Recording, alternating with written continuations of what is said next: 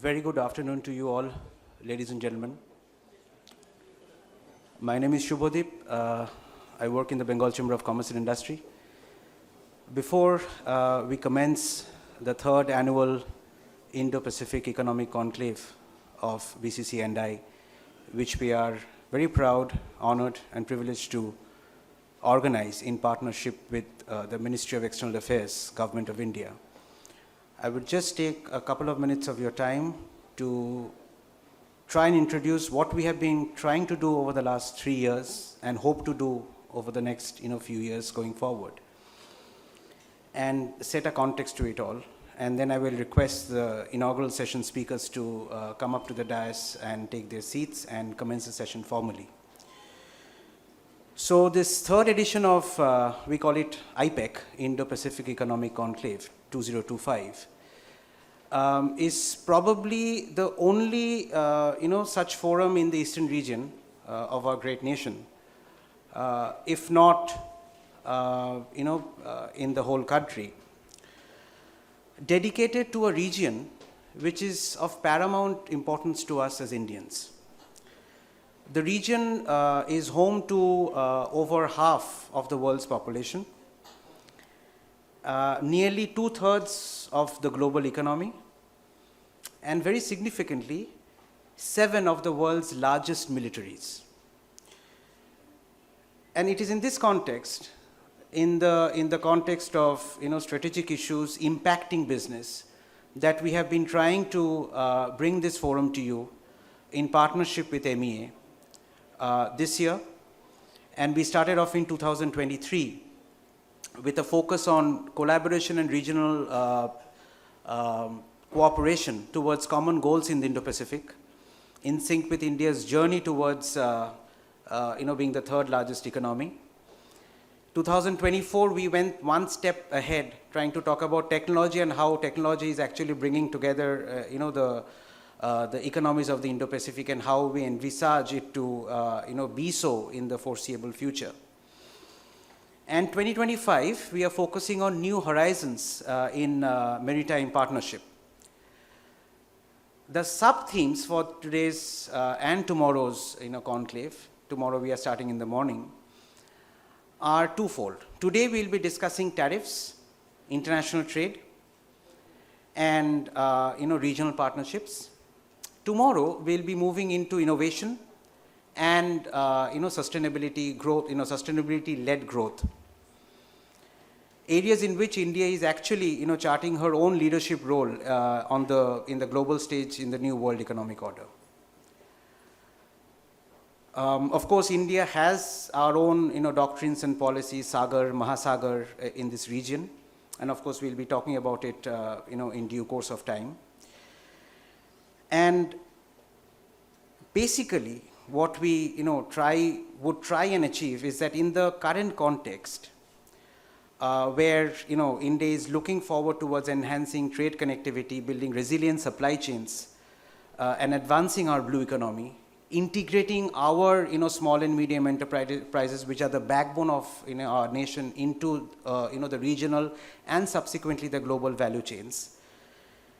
We also note that we have several SECAs and CEPAs, comprehensive economic partnerships and collaborations in this region. And I think 50% of India's trade also passes through the maritime channels in this zone. And that's why the focus on maritime economy. And given the fact that Indo-ASEAN trade is expected to touch about 200 billion USD from about 125 billion today, shortly, with a 14% annual growth rate, I think today's conclave assumes great relevance and significance in the current setting. So we have with us 4 distinguished speakers today who have very kindly spared time from their valuable schedules to be with us. And with them we have 3 chamber leadership members. We have with us Shri A. Ajay Kumar, Joint Secretary, States, Ministry of External Affairs, Government of India. Shri Rajesh Pandey, Additional Chief Secretary, Department of Micro, Small and Medium Enterprises and Textiles, Government of West Bengal. His Excellency Dato Muzaffar Shah Mustafa, High Commissioner of Malaysia in India. Ambassador Indramani Pandey, Secretary General BIMSTEC, a very important regional partnership of which India is an integral part. And along with them, we have the Chamber leadership, Mr. Arnob Basu, President BCC&I, Mr. Abhijit Roy, President Designate BCC&I, and the convener and moderator for today's opening session, Dr. Meera Mitra, mentor of the Economic Affairs Committee of the Chamber, which has actually organized this whole program from the Chamber. So, ladies and gentlemen, we would request the speakers for the inaugural session to please come up and take their seats on the dais, escorted by my colleagues.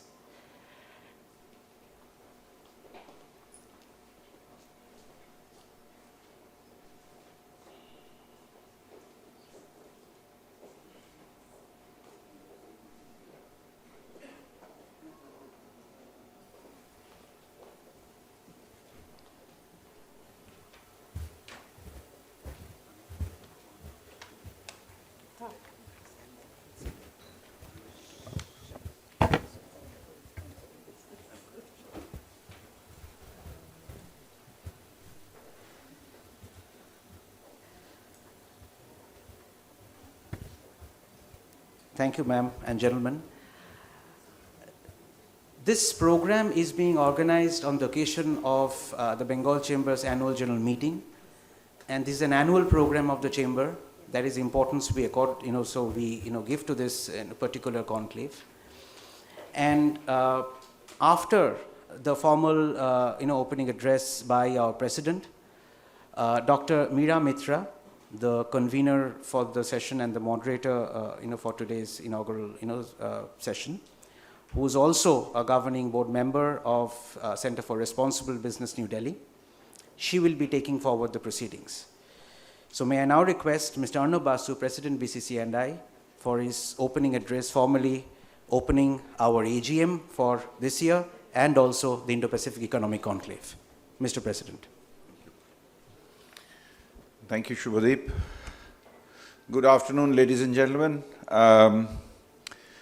Welcome from Bengal Chamber of Commerce and Industries, and on behalf of the Chamber, I think it's my privilege to have you all here and to host the Indo-Pacific Economic Conclave that we have planned for the next 2 days.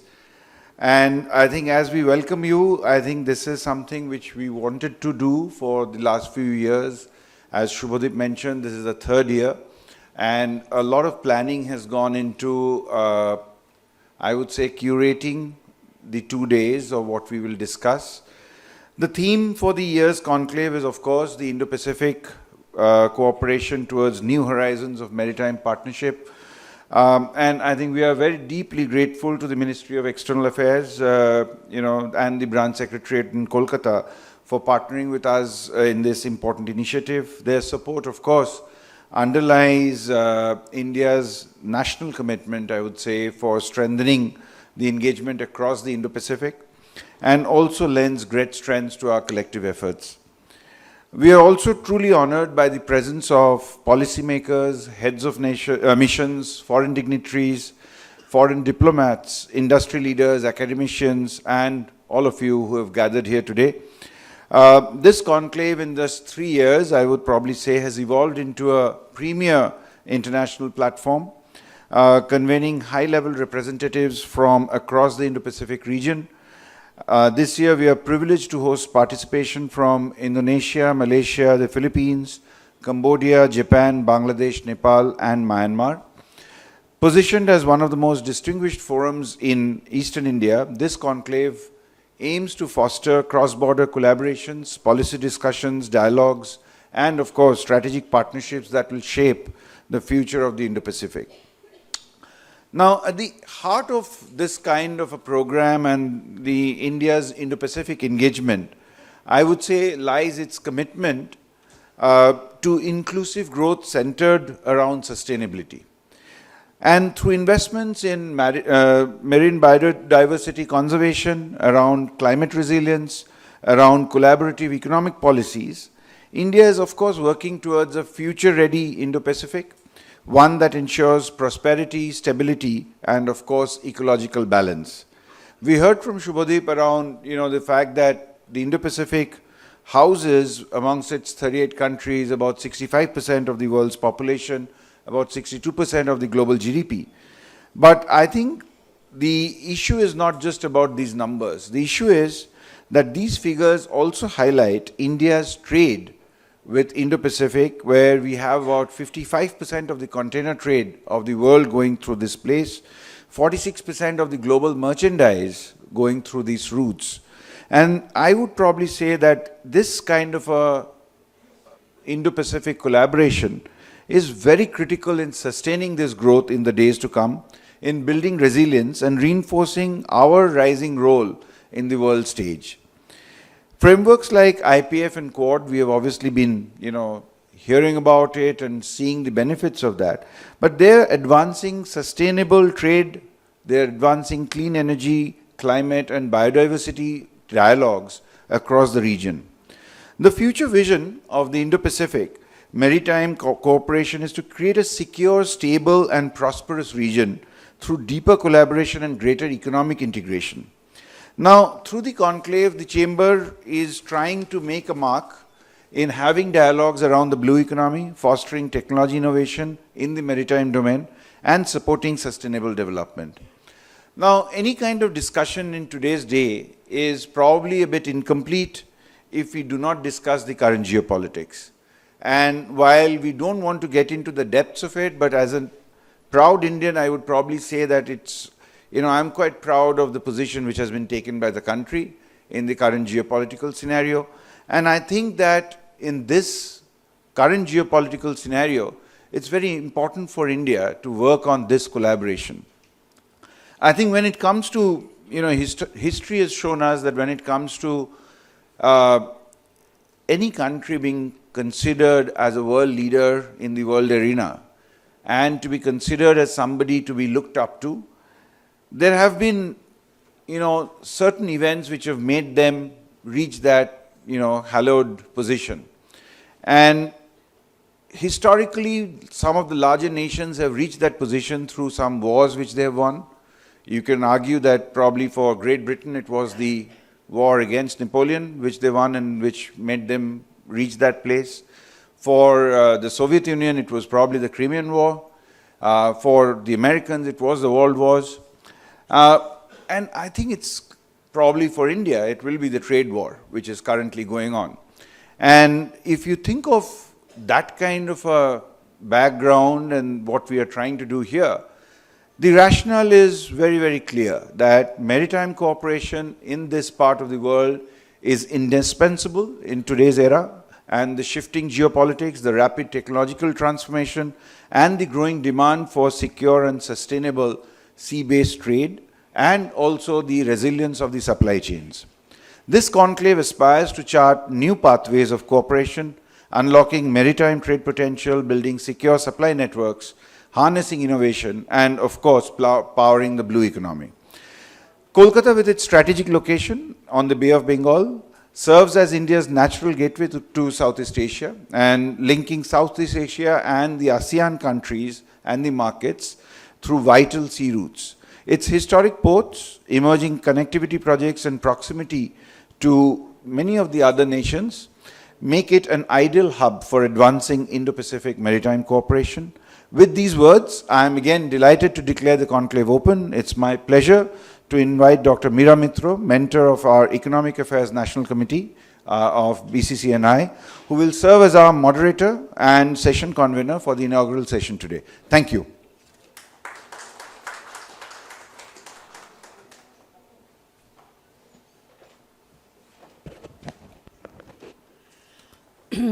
So, good morning. I'll give you a third welcome, joining President Arnab Basu and BCCI Director General Shubhadeep Ghose in welcoming you here again for this annual Indo-Pacific Economic Conclave 2020-25. Now, after the two speeches, I really don't have very much more to say, because I think we are looking at the same data and having the same ideas about where this, the conclave, the significance of this conclave, And the significance of holding it here in Bengal, is a very big honor for us. And the fact that MEA is a partner to this conclave gives it a broader significance and will also encourage the work of BCCI going forward from this conclave. So let me, the distinguished panelists here have already been spoken about, and we have I have a special welcome to the sub-theme of this inaugural, Indo-Pacific Cooperation Towards New Horizons of Maritime International Trade, Tariffs and Partnership. So I may be being a little politically incorrect, but I want to say what, I feel. So this year's Indo-Pacific Economic Conclave comes at a critical time. The slew of sudden, sweeping, unpredictable, and escalating tariffs landed on our nations and has brought shocks and uncertainties to many stakeholders, including the nations represented in this region, the businesses represented in this region, as well as the people. All of them will be affected by this sudden changes. It's a sudden, the uncertainty climate that prevails. So the Indian and Pacific Oceans, with its straits and sea lanes and its maritime corridors and the countries they border, are recognized globally as a strategic focal point of growth, resources, and connectivities. And as DG said, harboring 60% of the global GDP and 80% of the global maritime trade.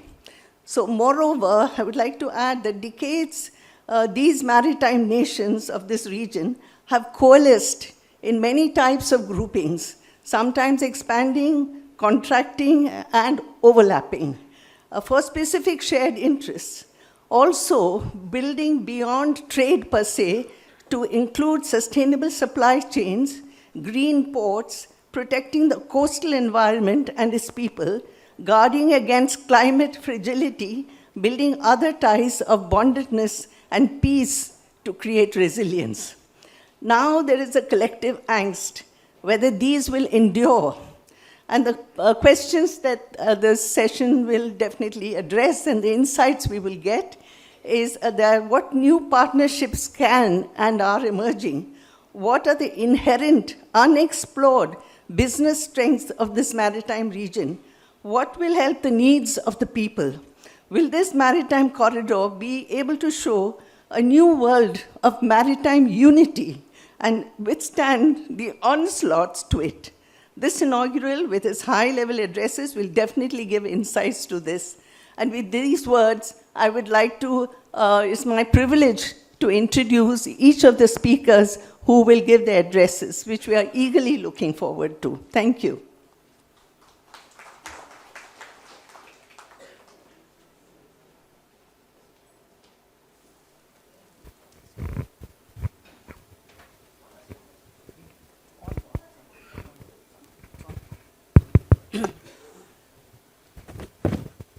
Okay, so the first speaker here is Sri Ajay Kumar, Sri A. Ajay Kumar, IFS. He holds a critical post as Joint Secretary States at the MEA, Government of India, which coordinates between government of states and union territories and MEA. So it's a critical post, and his being here is of considerable importance to us. He served as ambassador to Iraq and Uganda and deputy ambassador in Australia and held several diplomatic posts across countries. He oversaw India's external aided projects in 62 countries with an overall portfolio of $30 billion US. So with this background, I invite Mr. Ajay Kumar to please make his address.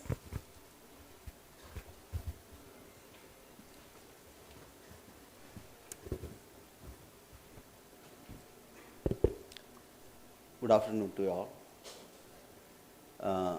It's a privilege to be here. and meet you all. Mr. Arnab Basu, President BCC and I, Sri Rajesh Pandey, IAS, Additional Chief Secretary, His Excellency Muzaffar Shah Mustafa, High Commissioner of Malaysia, my senior colleague, Ambassador Indramani Pandey from Indian Foreign Service, who is currently Secretary General of BIMSTEC, Mr. Abhijit Roy, the new President designate, Ambassador Manjeeb Singh Puri, my senior colleague from Indian Foreign Service.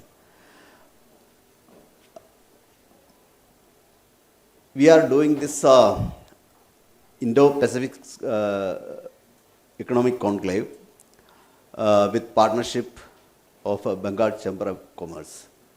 And we have the third edition here, and from here, I don't know how many of you are aware, Ministry of External Affairs has a branch secretariat here, and they are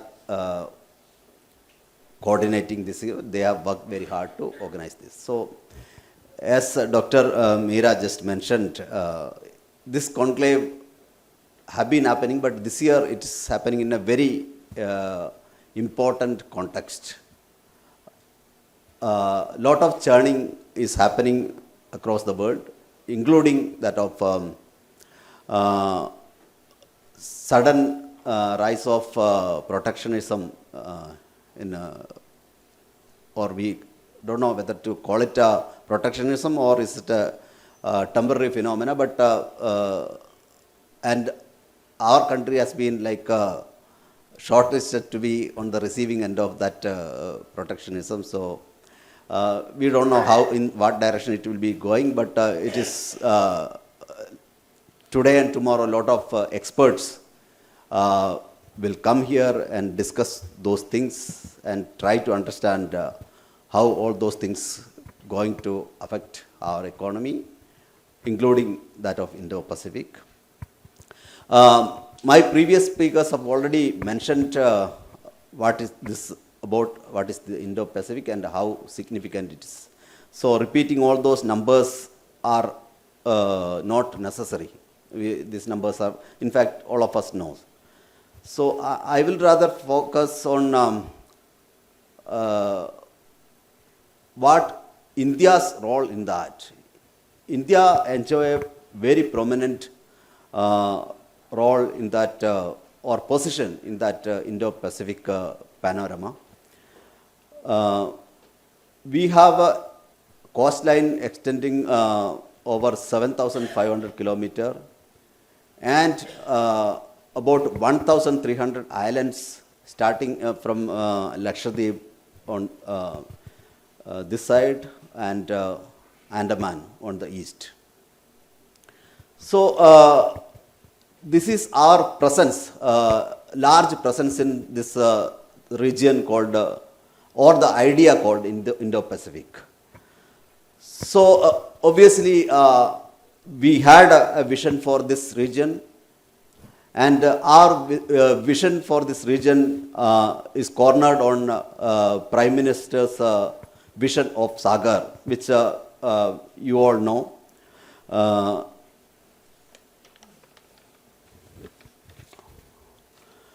India's concept of Indo-Pacific was articulated by Prime Minister's keynote address further in Shangri-La Dialogue in June 2018. It was a wider implementation of doctrine of Sagar and Mahasagar for IOR and Act East policy. That vision calls for a free, open, inclusive and rule-based order in Indo-Pacific, based on respect for sovereignty and territorial integrity of all nations, peaceful resolution of disputes through dialogues and adherence to international rules and laws. It is inclusive in nature and supports an approach that reflects right to freedom of navigation and overflight for all the international seas.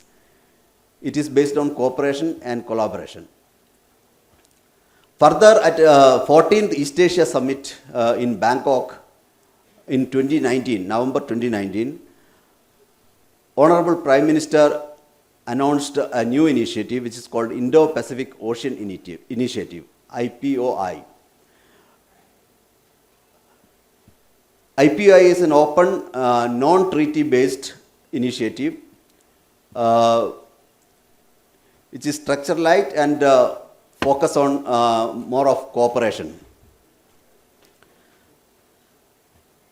IPI proposed an inclusive and open initiative to bring together all nations that share the desire to contribute to the sustenance of the oceans to collaborate on several pillars for collective and coordinated action, which includes maritime security, maritime ecology, maritime resources, capacity building and resource sharing, disaster risk reduction and management, science and technology. And this is not just a vision.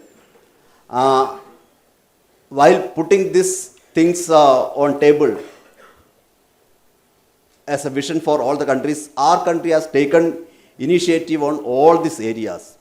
We didn't actually wait for others to contribute or wait for others also to pitch in their part of it, but we took lead in most of this area like maritime security or disaster risk management. All this area, our country, and you have all seen those things. We have wherever there is a disaster, man-made or natural, we have been in the forefront. So it has been, it is in a way our expression of our commitment towards that vision. To make IPI inclusive, India has invited partners globally to take lead in some of the pillars of IPOI. Currently, 16 countries and European Union have joined IPOI. So this is the what I want to add as a background. Now, this is India's position in within the Indo-Pacific, and the context under which we are meeting and discussing, I've already mentioned.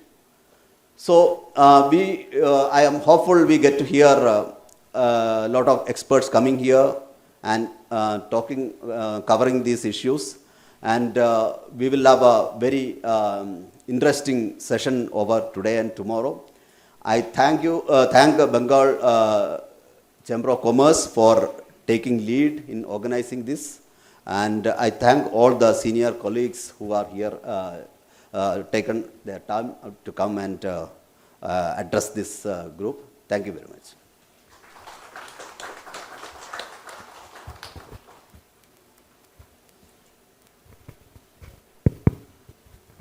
Thank you. Thank you very much, Mr. Kumar, for that interesting and substantive statements that you have made.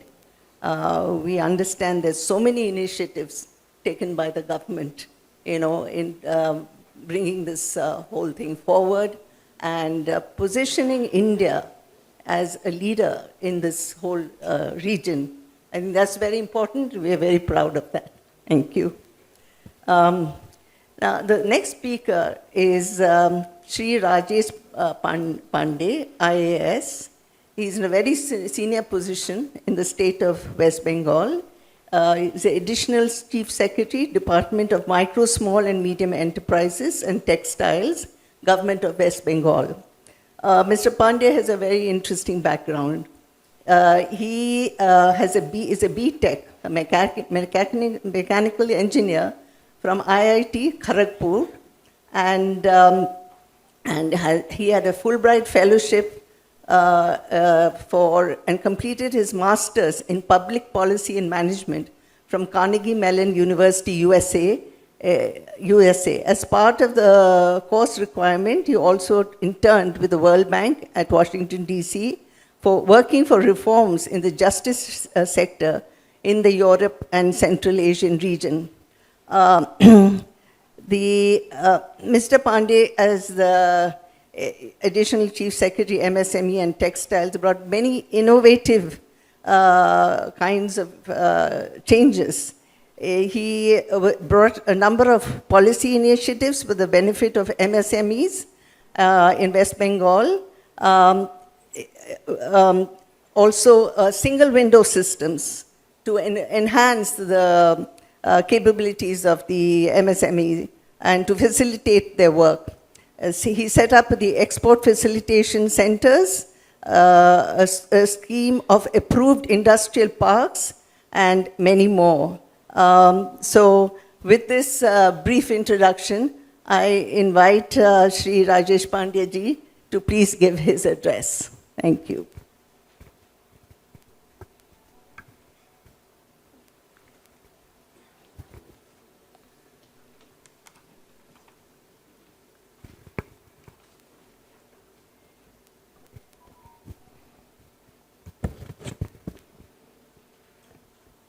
Thank you, Dr. Mitra, for such a charitable introduction for me. Very good afternoon to you, ladies and gentlemen. Mr. Basu, President of Bengal Chamber here. We have Ambassador Indramani Pandey, Secretary General BIMSTEC, His Excellency Dato Muzaffar Shah Mustafa, High Commissioner of Malaysia to the Republic of India, Mr. Ajay Kumar, Joint Secretary States, Ministry of External Affairs. We have Mr. Abhijit Roy, who is the President Designate of Bengal Chamber of Commerce and also Managing Director of Berger Paints, based out of Bengal. Very good afternoon to you. As the Director General Bengal Chamber in his opening remarks mentioned about the theme of this third Indo-Pacific cooperation meet. It's the three basic verticals which Mr. Ghosh mentioned: trade, tariff, and regional cooperation. On the government which I represent, we don't handle any of these, but we certainly are part of, Bengal is part of the biggest economy in this part of the country. As my previous speakers have mentioned, this region is kind of representing over 60% of the GDP, 80% of trade, and more important, number 2, number 3, number 4 economies of the world currently. So it's a very important region, a very important conference, and I think the deliberations which will happen in this conference will certainly go a long way in establishing a lot of cooperations. They will go a long way in establishing linkages, establishing markets, establishing sourcing areas, supply chains, etc. I would not, again like to repeat all about how important this area is. I think more than 7,500 kilometers of coastline, which India has along this side, and we have a huge amount of cargo moving through this part of the nation, and also covering the countries which are in this cooperation area. We know Bay of Bengal, which is central to India's maritime strategy, crucial link between the Indian Ocean and the Pacific Ocean, with major ports like Kolkata, Visakhapatnam, Chennai. They are there on this side, and they are trying to take care of this trade which is happening among in this nation. Andamans and Nicobar's islands, there is a good amount of thinking at the national level. There is a talk about developing certain kinds of projects there, which will not only be important for the from the strategic point of view, but also from the trade and economic point of view. On the part of the state of West Bengal, there is an effort to develop a deep sea port at Tajpur. The process is on. I am sure that the government of West Bengal would be in a position to take this forward very soon. Coming to what I represent the state of West Bengal, government of West Bengal in the MSME and textile sector. This sector is central to the huge amount of employment which gets created in the sector. A large amount of supply chains are dependent on the sector, and they are integral to the maritime sector by acting as suppliers not only for the for the products, but also for the shipbuilding, for the defense, for the navy, and so on and so forth. It's also very, very important for the blue economy, which includes sectors like fisheries, coastal tourism, logistics for maritime, and infrastructure development along that, those sectors. We have, in fact, India has been exporting a lot of wide spectrum of products, and those products include engineering goods, petroleum products, pharmaceuticals, textiles, gems, jewelry, marine products, etc., etc. Now, where Bengal fits in, is the products which are largely leather, gems and jewelry, textiles, and seafood related products. We also have engineering products which are exported from Bengal, and we have been contributing significantly. In fact, the share of MSMEs nationally is close to about 44% in the total exports in 22-23, and that has gone up to about 46% in 23-24, which are the published figures available with me.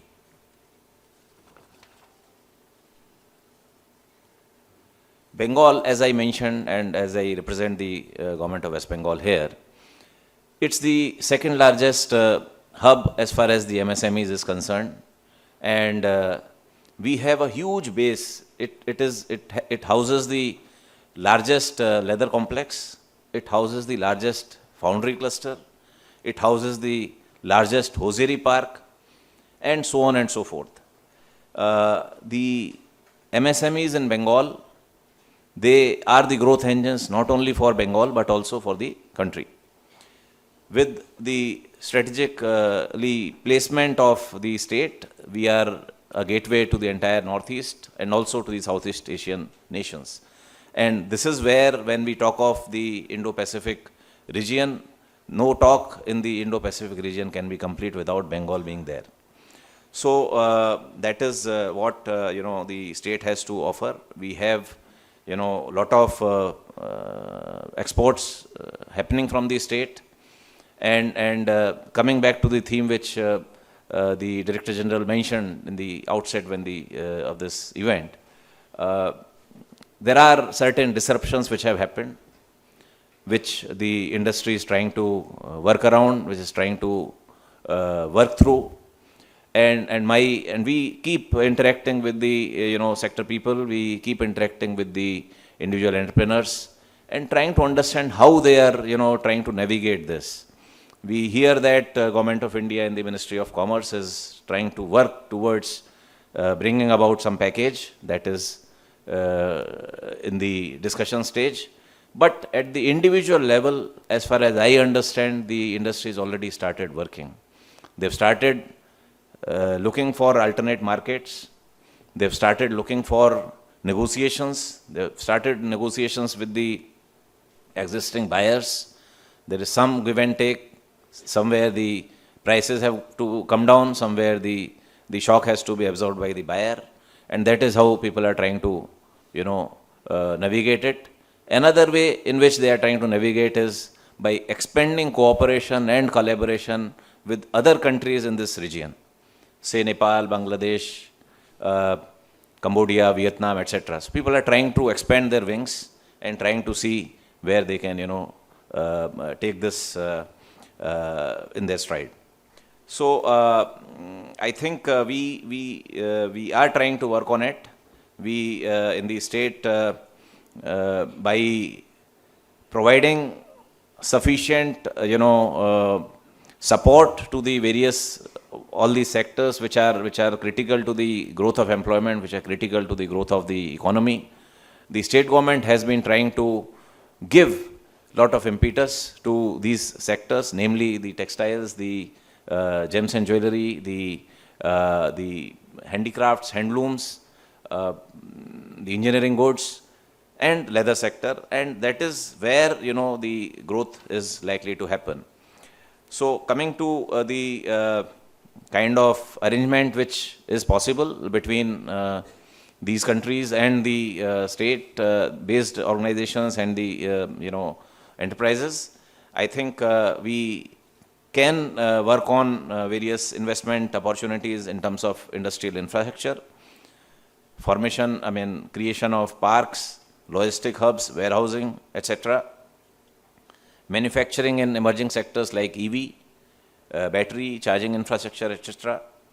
Then obviously the sectors where we are strong, leather, textiles, gems jewelry, engineering goods, etc.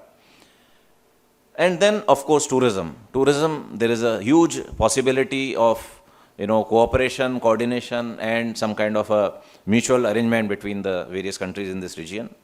So I would stop here. I would hope that with this conference, the third edition, trying to bring together the buyers, suppliers, and the various logistic partners in between, and with this, the state would in a position to not only improve the existing infrastructure, existing capabilities of the units here, their markets, new avenues, new buyers, new expanded diversified product line, etc. But this will also mutually help the the partners in this region. So with this, I think I will stop here, and once again like to thank Bengal Chamber and the Ministry of External Affairs to having chosen Calcutta and Bengal as a venue for organizing this workshop. Thank you all. Have a nice day.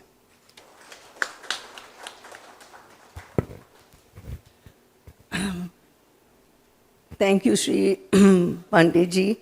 That was so comprehensive that it's difficult to see what are the, to carve out what is not important and what is important. But let me say it was very comprehensive, and it showcased Bengal as a leader in the MSME sector, and also the non-traditional products that you were mentioning. MSME for defense, that's very interesting. And of course, you have engineering, and then the usual seafood and so on. And the share of MSMEs has gone up a lot. The significance of this sector is, of course, that many of these neighboring countries and our regional neighbors here who are present for this conclave will also have MSMEs as a very large part of their industry. And this is where most of the people work, and it's important that we give it the significance it does. Another thing that he mentioned, which is very interesting, is that even as we are discussing this, alternative markets are already being carved out. People are already going ahead and doing the negotiations and getting the vendors and suppliers. So there is an advanced force which is helping us in what we are trying to do right now. EV battery charging, etc., and tourism. These are all countries of great beauty, and we hope that will be an important peg to bring all the nations together and bring about that maritime unity that I spoke about in my earlier introduction. Thank you, Mr. Pandey, for your address. So, our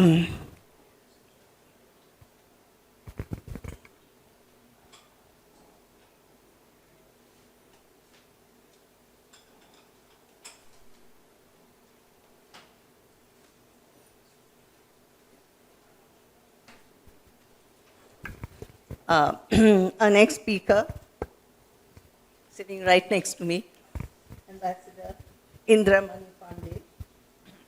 Excuse me. Oh, I'm sorry, my mistake.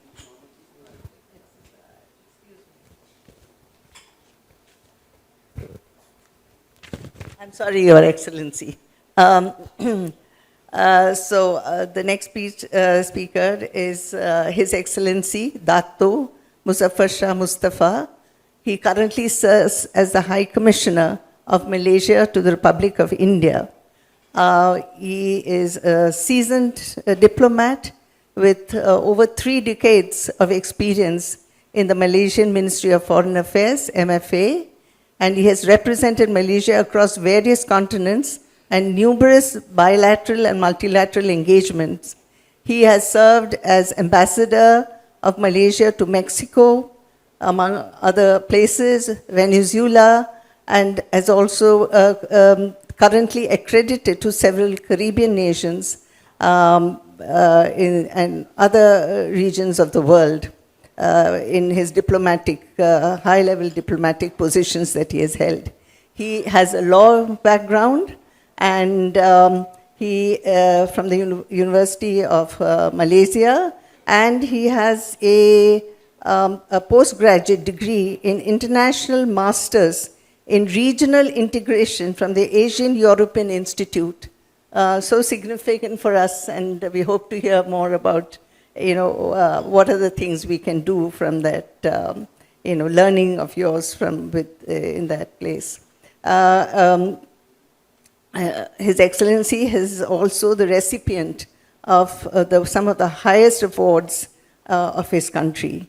And he's also said that beyond professional commitments, keen interest in traveling and enjoy sports such as golf, tennis, football, and swimming. So this can also be another tourism destination in these countries. With these words, I request you, Your Excellency, to please say a few words.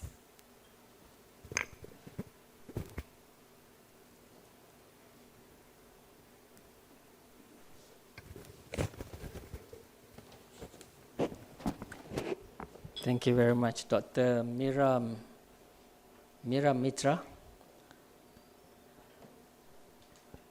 Mr. Arnab Basu, President, Bengal Chamber of Commerce and Industry. Shri A. Ajay Kumar, Joint Secretary, Ministry of External Affairs. Shri Rajesh Pandey, Additional Chief Secretary, Government of West Bengal. And Ambassador Indramani Pandey, Secretary General of BIMSTEC. Distinguished guests, delegates, excellencies, industry leaders and friends, selamat petang, we say it in Malaysia. Good afternoon and namaste. I'm very pleased to be back in this great city of Kolkata, and it is a distinct honor for me to be invited and to have this opportunity to address this distinguished gathering of the Third Indo-Pacific Economic Conclave 2025. I extend my deep appreciation to the Bengal Chamber of Commerce for this invitation, as well as the Ministry of External Affairs, as well as the government of West Bengal. The Indo-Pacific is not merely a geographical expanse, it's a dynamic ecosystem and connectivity and opportunity, as what has been mentioned by my previous speakers. With 60% of global GDP, 80% of maritime trade, and over half of global container passing through its waters, the Indo-Pacific anchors global prosperity and stability. Yet, the region also faces pressing challenges, from supply chain disruptions and tariff complexities to climate change and maritime security. This duality of immense potential and complex risk reminds us that no single nation can navigate the future alone. For ASEAN, the Indo-Pacific is not a theater of rivalry, but a platform of cooperation. The ASEAN Outlook on the Indo-Pacific, or AOIP, emphasizes inclusivity, openness, respect for international law, and synergy rather than division.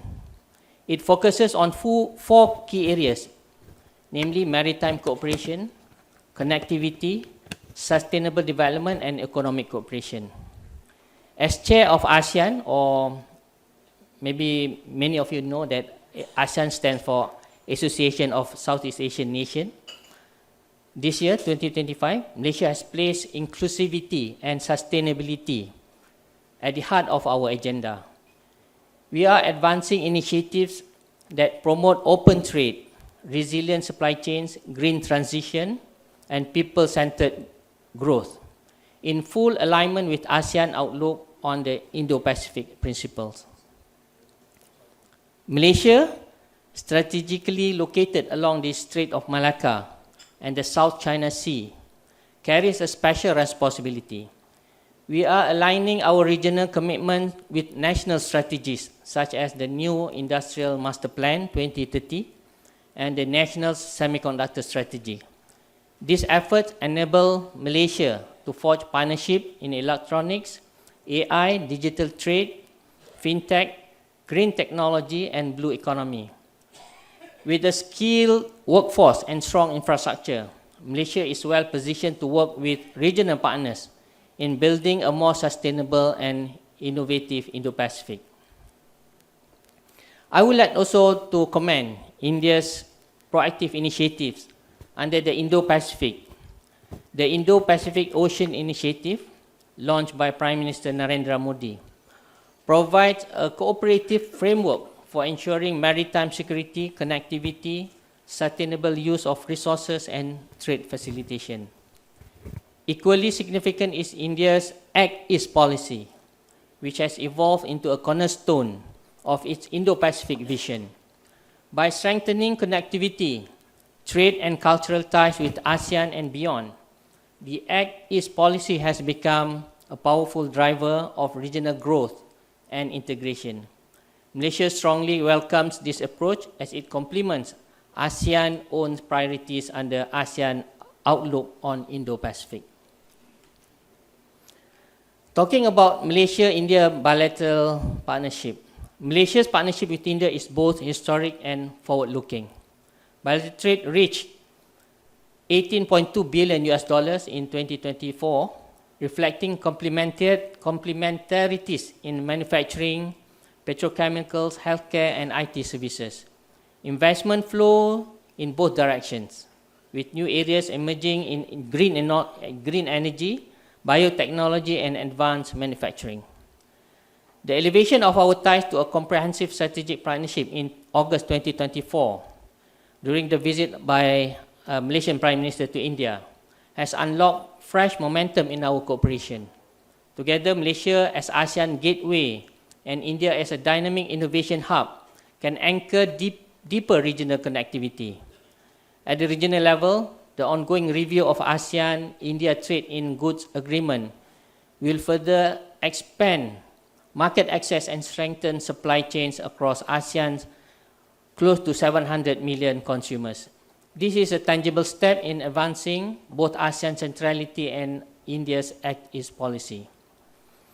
Looking ahead, Malaysia and India can collaborate in the following areas: semiconductor supply chain resilience, ensuring security of critical technologies; maritime logistics and shipbuilding, reinforcing safe and open sea lanes; renewable and green energy partnership, contributing to the global green transition; and digital public infrastructure, promoting inclusive and transparent trade. Private sector partnership will be central, whether in port modernization, blockchain-based cargo tracking, cybersecurity solutions, or AI-driven trade platforms. Equally, cooperation in renewable energy can power sustainable industrial growth across the Indo-Pacific. This is also where I see West Bengal holds a unique position in the Indo-Pacific economic landscape. With its strategic location on the Bay of Bengal and its historic role as a gateway for trade and cultural exchange, the state has long connected India to Southeast Asia and beyond. Today, West Bengal continues to be a vital hub for maritime connectivity, logistics, and innovation, areas that are central to the Indo-Pacific vision of free, open, and inclusive growth. For Malaysia, this resonates deeply as we too are committed to strengthening regional supply chain, enhancing port infrastructure, and fostering people-to-people ties. In this spirit, West Bengal is not only a partner for India's eastern outreach, but also a bridge linking South Asia with Southeast Asia. Excellencies, ladies and gentlemen, the Indo-Pacific must not be defined by division, but celebrated for its diversity. It must remain a region of engagement, inclusivity, and shared prosperity. If we commit to a rule-based, secure, and cooperative order, the Indo-Pacific will continue to be a region of opportunity and progress for our people today and for the generations to come. With that, I thank you, Dhanyavad, and terima kasih.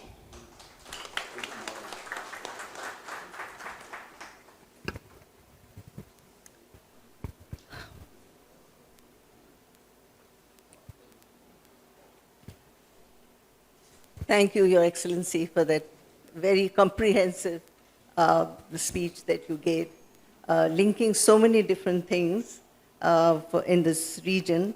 I was particularly struck by your kind reference to West Bengal, where we are meeting today, and the strategic gateway to bring about this connectivity between the nations in the Indo-Pacific, and the logistics connectivity, the people to people, and the bridge of South Asia to East Asia. It sounds really nice, and thank you for that. You also mentioned that this is not a region for, not an area for regional divisions, and you take what is there from different countries along this, in this region, and work together. Your reference to inclusivity and sustainability, of course, is very, as being on the board of a think tank on sustainability, is very close to my understanding. As an aside, this region in the Bay of Bengal, the recent IUCN report, it says that SEZ zones, 60% of it overlap, 66% in the exclusive economic zones, which cover many of the countries in the Indo-Pacific region, have about 450 million who reside in this zone and are reliant on the bay for their livelihood and resources. And in this area, there are also some of the poorest farmers and most vulnerable people here. So whatever is being done in this region will also need to be connected there. The new areas you have mentioned are very interesting to all the businessmen over here, and I'm sure they would have made a note of what they have said. Thank you very much, Your Excellency, and for coming all the way and being here. Thank you.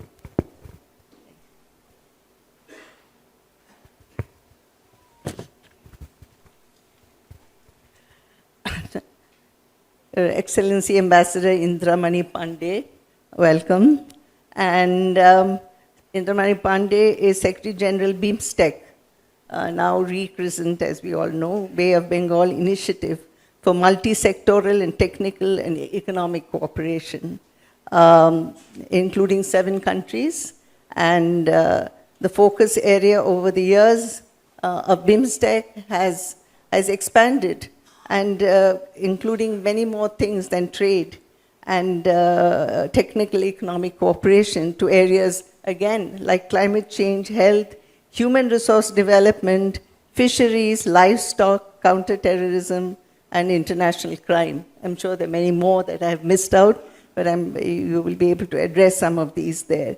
So these engagements in this whole region is going beyond just the economic and trade facilitations to so many other things, and it seems to be expanding every year. Ambassador Pandey is a seasoned career diplomat with over 3 decades of experience. He has served as ambassador of India to Sultanate of Oman, is deputy ambassador to France, and served as a senior diplomat in China, Guangzhou. We'd like to hear more about that in your speech. Thank you very much, and please give your address.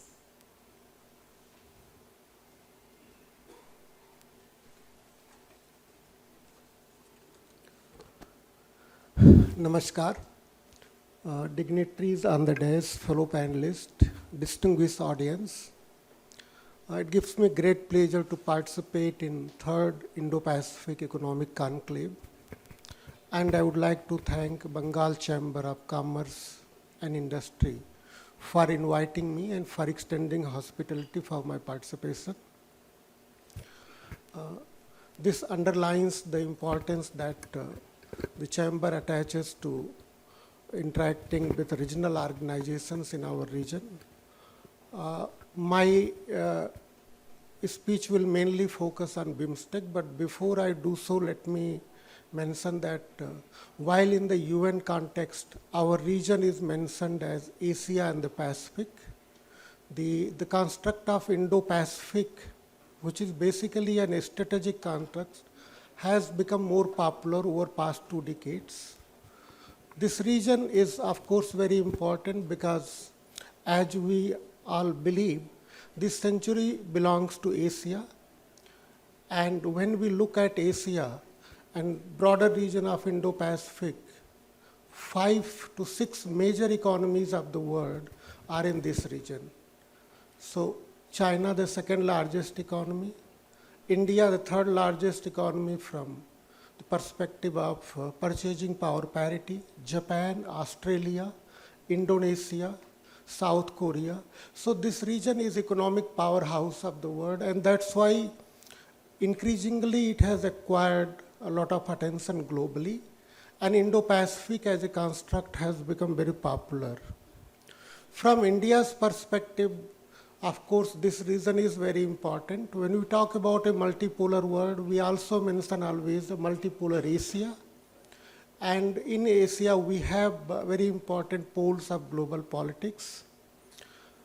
In this period of uncertainty and unpredictability, as many speakers before me mentioned in global politics, I think India's policy of multiple alignment and its basic paradigm of strategic autonomy has served us well, and we are in a very good position to deal with the present situation. Of course, in diplomacy, we mainly base our action and our policies on certain assumptions. And in this period of uncertainty, those assumptions are being questioned. And that's why it's a much greater challenge than ever in our foreign policy. When we look at Indo-Pacific, of course, the centrality of Bay of Bengal is very important, particularly from India's perspective. Whether we look at India's developmental challenges or we look at India's security paradigms, Bay of Bengal is very important from our perspective.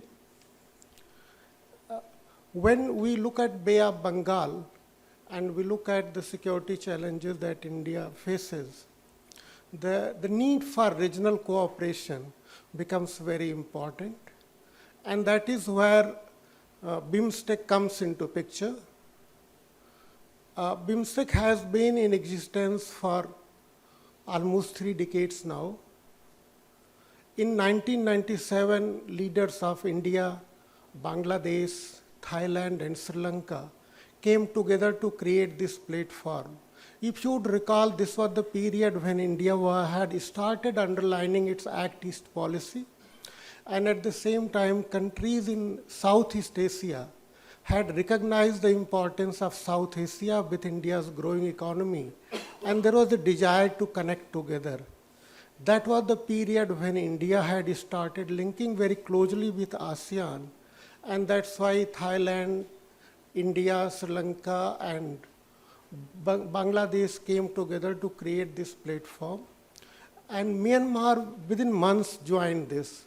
So that's how this nomenclature came: BIMSTEC, Bangladesh, India, Myanmar, Sri Lanka, Thailand Economic Cooperation. And when in 2004, Nepal and Bhutan also joined, that is when we faced the challenge of how to retain that name BIMSTEC. So it was renamed as Bay of Bengal Initiative for Multi-Sectoral, Technical and Economic Cooperation. The organization has since then evolved. It has a very comprehensive agenda now. Dr. Meera mentioned some of the sectors, but we have 16 to 17 major sectors of cooperation on our agenda. What we have done is that we have designated our member state as lead member states for a set of sectors so that they can contribute more to cooperation in those sectors while contributing also to cooperation in other sectors led by other member states. So let me mention here the sectors that we cover so that you would all become aware of what BIMSTEC is all about. So beginning with Bangladesh, Bangladesh leads in sectors like trade, investment and development, as well as blue economy. Bhutan leads in environment and climate change and mountain economy, the two related sectors. India has lead in security sector, in energy and in disaster management. Myanmar has lead in related sectors of agriculture, food security, fisheries and livestock. Nepal leads in sectors like culture, tourism, people-to-people contact and poverty alleviation. Sri Lanka leads in science, technology and innovation, as well as sectors like human resource development and health. And Thailand finally leads in connectivity sector. We are also in the process of expanding the scope of cooperation to include fiscal and monetary policy related discourse and women-centric development. These two sectors are being looked at by member state to start new mechanisms. What we have achieved in past 28 years is that we have been able to create the institutional mechanisms which any regional organization needs to be able to forge cooperation. So we have our own charter now. In each sector we have expert groups or joint working groups. We have action plans which are being implemented by member states. Going beyond these action plans and master plans, we have been able to create centers of excellence. And just to cite a couple of examples, so we have a BIMSTEC Center for Weather and Climate. We have a BIMSTEC Energy Center. We are in the process of creating a BIMSTEC Technology Transfer Facility. And there is a BIMSTEC Commission for Cultural Industries. Then we have 7 new proposals for creating centers. BIMSTEC Center for Excellence in Agriculture, BIMSTEC Center for Excellence in Disaster Management, in Maritime Connectivity. Thailand is creating 2 centers. One is for tropical diseases and public health. Other is for the institutions which do audit, supreme audit institutions. Nepal has proposed to create a center for culture and tourism. Bangladesh is looking at creating a center for skill development. So all the member states are coming forward to contribute to cooperation in different sectors, going beyond the sectors that they lead. We have definitely had certain institutional shortcomings, and that's why the progress has not been as much as we would have liked to achieve. And that's why last year, member states had set up an eminent persons group. And the group came out with a set of recommendations. And unlike many other reports which are largely not implemented. We have in BIMSTEC started implementing those recommendations so that we can deal with certain institutional challenges. I think unlike other organizations, there are two things which set BIMSTEC apart. One is that it's an organization which focuses on technical and economic cooperation only. So we try to keep aside the divisive political issues, whether they are bilateral issues among the member states or whether they are regional political issues or global political issues. So focus is always on taking steps which will strengthen our regional cooperation. And that's why when Honorable Prime Minister Modi addressed the 6th BIMSTEC Summit, he set off 22 concrete steps that India would take to strengthen cooperation under BIMSTEC. And other leaders too focused on their own perspective of how we can strengthen regional cooperation in our part of the Bay of Bengal. Second very important point about BIMSTEC is that all the countries are very highly committed to BIMSTEC. And this was again evident at the 6th summit which was hosted in Bangkok in month of April. Prime ministers of all the 6 countries, including Chief Advisor of Bangladesh, participated at the summit. And of course, apart from their summit meetings, they also had bilateral meetings. So the summit facilitated some of the bilateral exchanges too among the leaders.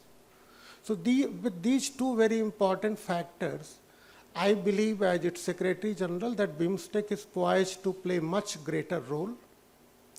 I would like to cover 2 more points. One, that BIMSTEC is engaged in external partnerships too. And we already have 4 external partners. One, UN Organization for Drugs and Crime, UNODC. We have partnership with Asian Development Bank, with International Food Policy Research Institute, and with Indian Ocean Rim Association, the sister organization in the Western Indian Ocean region. But we are also engaged, going beyond the MOU partners, with other regional and international organizations like ASEAN. We have close communication with the Secretariat of ASEAN, and we are looking for opportunities to forge partnerships. We are working very closely with the UN Economic Commission for Asia and Pacific located in Bangkok. Some other organizations which are active in our region, UN organizations, World Health Organization, ITU, World Intellectual Property Organization. I can name a number of organizations, but we are trying to leverage their capacities, their programs and resources for the benefit of our member states. The last point I would like to cover before I conclude is why BIMSTEC is important for West Bengal, other eastern states, and northeastern states of India. If you look at the geography of Bay of Bengal, and if you look at the countries that we are trying to include in our regional cooperation, you would realize that major benefits of this regional cooperation should come to countries in our states in our east and northeast part of India. And that's why BIMSTEC is very important for this region. And I'm glad that Bengal Chamber of Commerce and Industry has actually invited BIMSTEC to come here and participate and share with you what we are trying to do regionally. We have also been in close contact with other states here. And in some of the events organized by Assam, by Odisha, we have also participated. And similarly, there are think tanks and centers located in Meghalaya and some other Indian states who would like to connect with BIMSTEC in order to contribute to and benefit from BIMSTEC's activities. I would like to stop here and thank again Bengal Chamber of Commerce and Industry for inviting me. And would like to say in conclusion that whenever you think about Indo-Pacific, we are thinking about cooperation within Indo-Pacific. That cooperation can happen through a group of countries working together, and that is where organizations like ASEAN, which have been central to every discourse about Indo-Pacific, and BIMSTEC come into picture. BIMSTEC is more important for us, India, because it's our organization, created by us, led by us, and we have been very committed to making sure that BIMSTEC becomes a successful organization, and I'm sure in future it will play much greater role in our region. Thank you so much.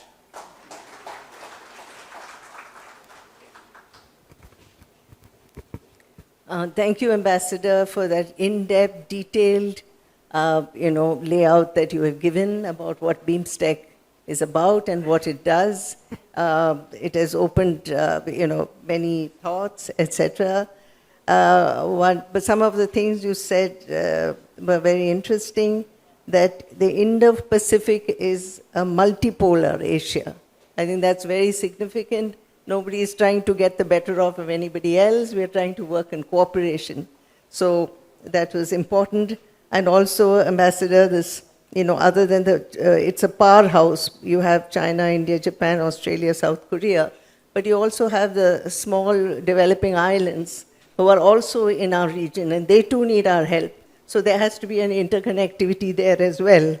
So there's so many different ways in BIMSTEC has grown, and its greater role and the feedback that you've got from your special group that you have created also shows you new directions, and also the division of responsibilities to specific states makes them more committed, as to what they should do rather than a general kind of thing. So beyond what they are doing, they have also been given specific responsibilities. Thank you so much for your contribution, and thank you again. Please give a hand. I'm going to hand over this session, but before I do that, just one word which I think I'm missing all my papers all over, but just give me a minute, please.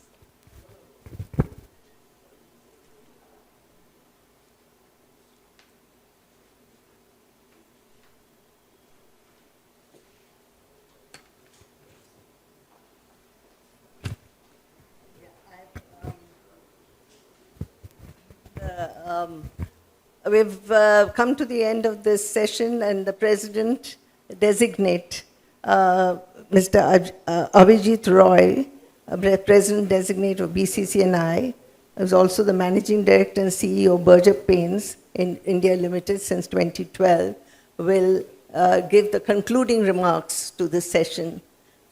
Thank you.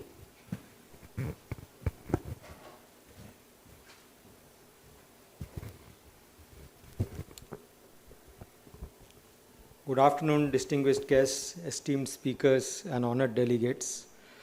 It's my distinct privilege to be standing here today to offer the concluding remarks for this truly impressive inaugural session of the Third Indo-Pacific Economic Conclave on occasion of our 171st Annual General Meeting, presented in association with Ministry of External Affairs, Branch Secretariat, Kolkata. The insights and perspectives shared by our eminent speakers have wonderfully set the stage for the crucial discussions ahead. I would like to extend my heartfelt gratitude to our speakers, to Mr. Arnab Basu, our President at the Bengal Chamber. Thank you for your insightful opening address that clearly articulated our purpose, that of trying to bring about prosperity and stability with ecological balance in the Indo-Pacific. To Sri Ajay Kumar, Joint Secretary, Ministry of External Affairs, Government of India, for perfectly setting the context for our discussions on Indo-Pacific cooperation. He laid out in great detail a vision of the Prime Minister of having the Indo-Pacific open initial region and free and open trade in this region. Our sincerest thanks to Sri Rajesh Pandey, IAS, Additional Chief Secretary, Department of Micro, Small and Medium Enterprises and Textiles, Government of West Bengal, for a truly thought-provoking keynote address, which has given us much to consider. I remember two distinct points: the fact that in the Indo-Pacific, the number 2, number 3, and number 4 economy are based here. The number 2 point which stuck, is that MSMEs contribute to almost 46% of exports. He also mentioned that the West Bengal, in fact, has a strong presence in this MSME sector with leathers, export of leather, gems and jewelries, textiles and engineering and seafood items taking precedence, and it being an important state in this Indo-Pacific region. Therefore, in this current turmoil of tariffs, etc., we are looking forward to exploring exports of these items in the Indo-Pacific. To His Excellency Dato Muzaffar Shah Mustafa, the High Commissioner of Malaysia, in the context of Malaysia-India ever-growing bilateral relations, some things which stood out, ASEAN is not a theater of rivalry, but of cooperation. He also mentioned that we are looking at collaboration between Malaysia and India in 3 specific fields: green energy, biotech, and advanced manufacturing. He also indicated that West Bengal is like, linking South Asia with Southeast Asia. So West Bengal occupies, therefore, a very important position in the Indo-Pacific. Ambassador Indramani Pandey, Secretary General of BIMSTEC, thank you for your invaluable special address, which have broadened our perspective and underscored the importance of international partnership, especially in this particular eastern part of India. You explained the Bay of Bengal, importance of Bay of Bengal as a security and economic factor in this part. You explained that this is the part, the Bay of Bengal, which links South Asia with Southeast Asia.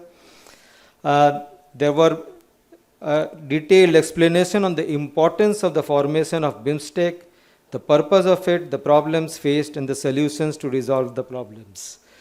I must also extend a special thanks to a session moderator, Dr. Meera Mitra, mentor, Economic Affairs, National Committee, Bengal Chamber of Commerce and Industries, and member governing body, Center for Responsible Business, for expertly guiding the session with such grace and precision.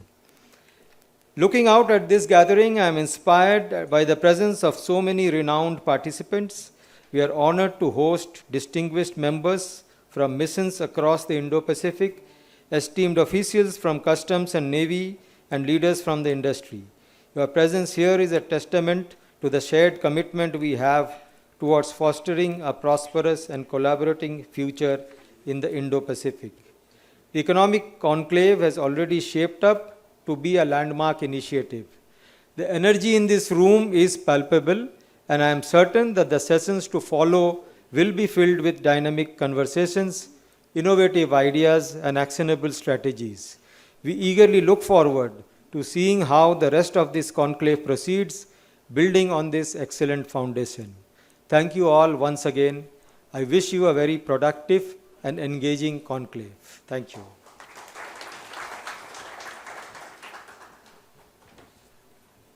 And thank you, sir. Thank you to all our esteemed speakers, and thank you, ma'am, most importantly, for guiding the session so well. We now have a pleasant task to perform. I would request my colleagues to help with the mementos, which will be presented first to Sri A. Ajay Kumar, Joint Secretary, States, Ministry of External Affairs, Government of India, and I would request our President, Mr. Arnab Basu, to kindly hand over the memento to Sri A. Ajay Kumar. And while the memento is being presented, I would request the audience to kindly give a good round of applause for that.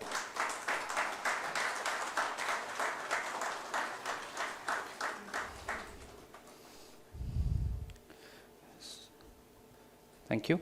We have a plaque and a set of goodies to offer. Thank you. Thank you. Next, I would request President Mr. Arnab Basu to kindly hand over a memento to Sri Rajesh Pandey, IAS, Additional Chief Secretary, Department of Micro, Small and Medium Enterprises and Textiles, Government of West Bengal.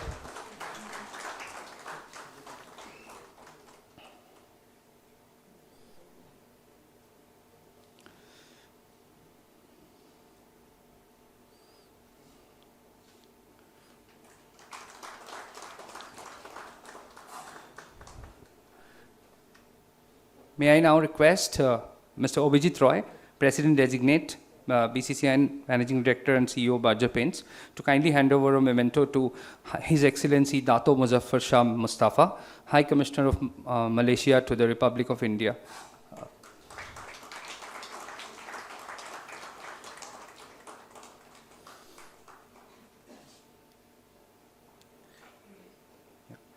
Yes,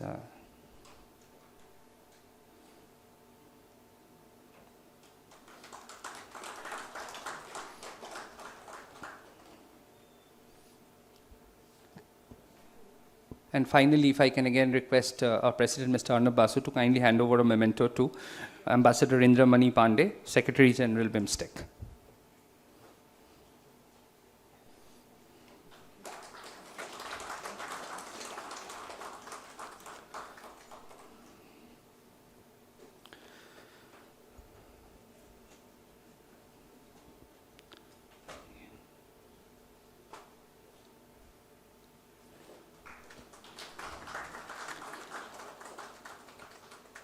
Thank you so much.